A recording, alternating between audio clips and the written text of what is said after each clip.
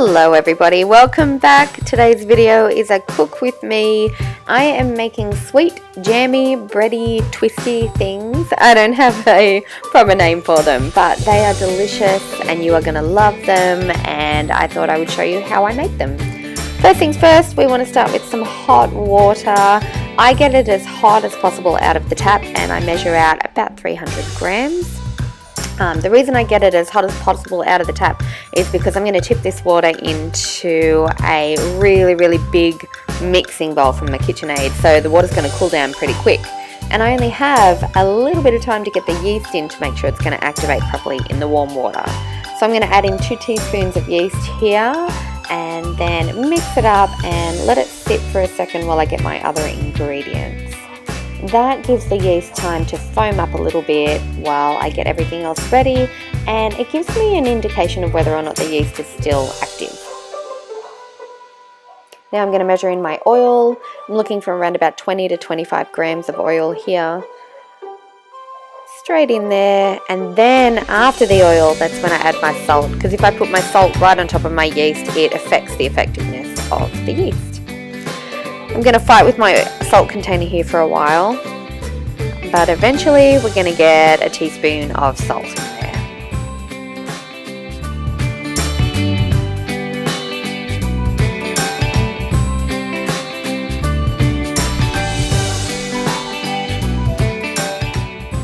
Alright, we got that salt in, so now that I have my dough hook on my KitchenAid, I'm going to lower it down and just start mixing this at a really slow speed. Usually a 1 or a 2 will do the trick. I just want to combine the ingredients that I've used so far before I add my flour. Alright, that's looking pretty good. It's almost well combined, so I'm going to lift that up now and add my flour. I'm going to add about a half a kilo of plain flour here.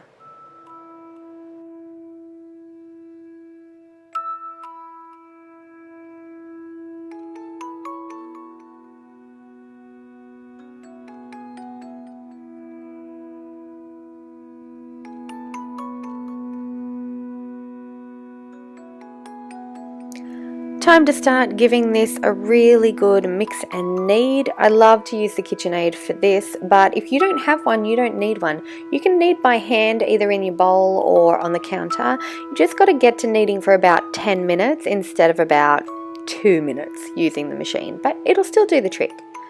If you're using your KitchenAid with a dough hook, I like to set mine on speed 4 after a couple of seconds of just mixing.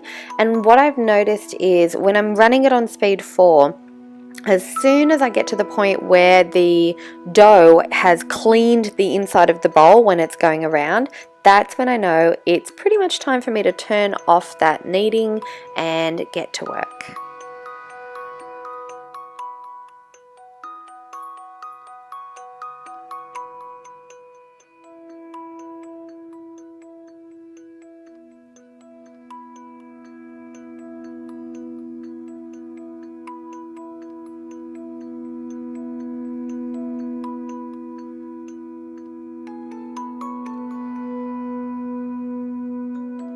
That's starting to look really good now. I think what I might do is add a little bit of flour, extra flour, and just hand knead it now for a couple of minutes, just to kind of stop that extra stickiness.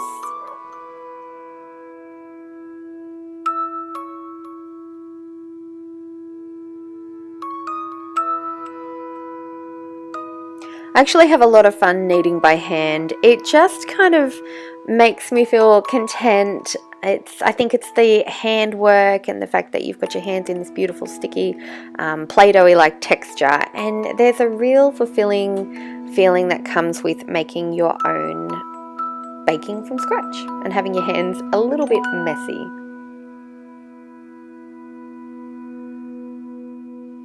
We're going to let this dough rise for a while now, so I always like to rub a little bit of oil around it and pop it back in the bowl so it doesn't stick in the bowl later. And now, half an hour later, we've given our dough plenty of time to rise, so I'm just going to take it out, punch out some of that extra air, do a little bit more kneading by hand, and then we are ready to turn these into beautiful, jammy, bready, sweet thingies.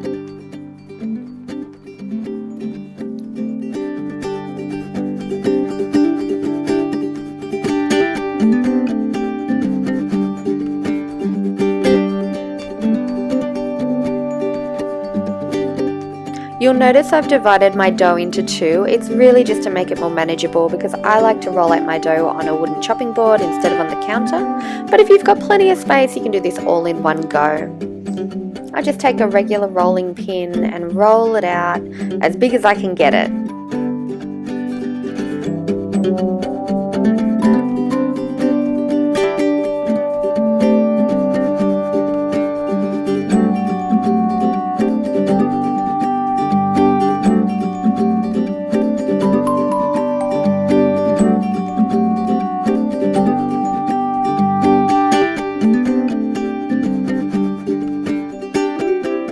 Time to add the jam now. I'm using strawberry jam. You can use any flavor or any brand that you like.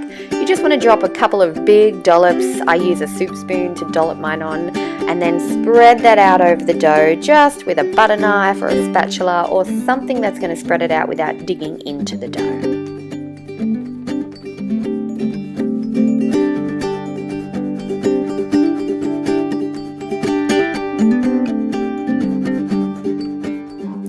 So now I'm going to dip my hands in some sugar, grab a couple of handfuls and sprinkle that all over the dough in the jam. Make sure you got clean dry hands for this part.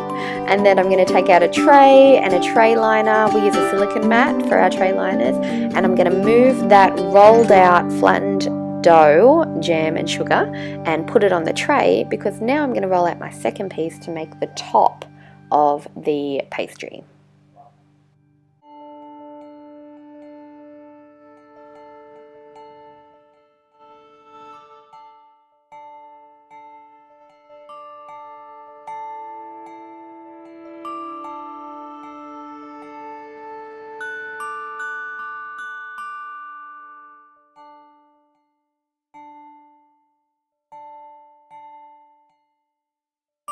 Make sure you remember to keep sprinkling some extra plain flour over your surface when you're rolling and a little bit over the top of your dough as well so that it's not sticking to the counter or your surface and it's also not sticking to your rolling pin.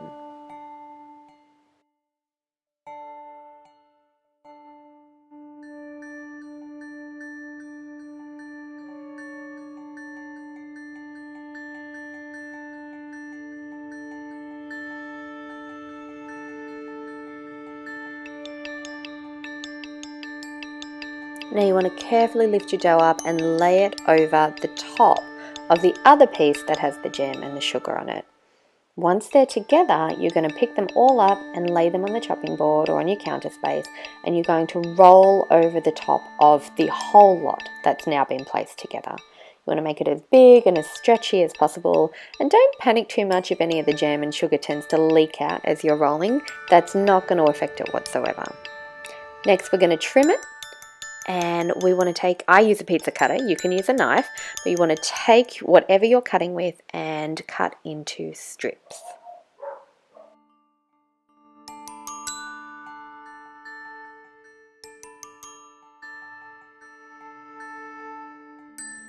I find this next part really relaxing and fun. You just take a strip at a time and you hold it, the two ends, and you twist them around and then you wrap them around in a circle, tuck the end underneath, and you have a little scrolly shape.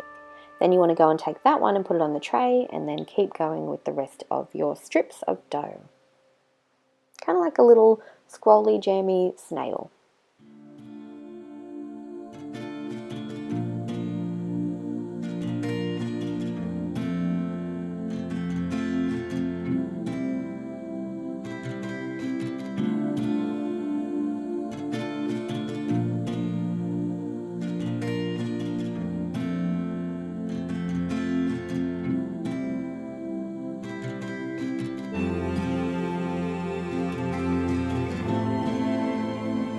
Now these slightly smaller ones that I'm making now, I found these to be the perfect size. The big ones are great if you have a really hungry adult, but the smaller ones are perfect for afternoon tea if you have primary school aged kids like mine.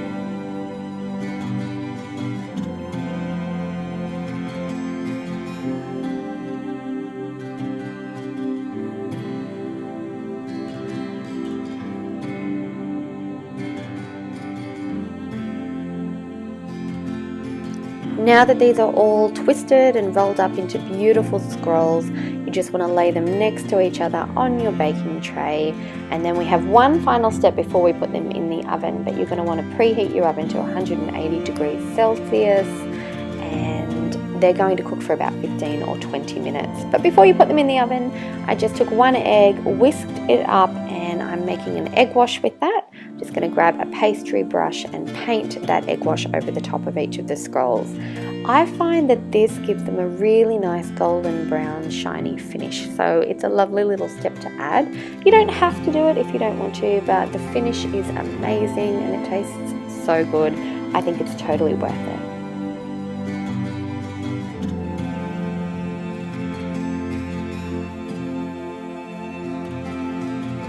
And after 15 or 20 minutes in that 180 degree oven, they turn out beautiful. They're a light golden brown. The sugar and the jam together is warm, and it's so cozy and comforting to eat these.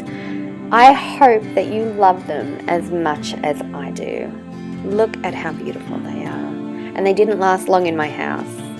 And that's it for today's video, everybody. I hope you enjoyed it.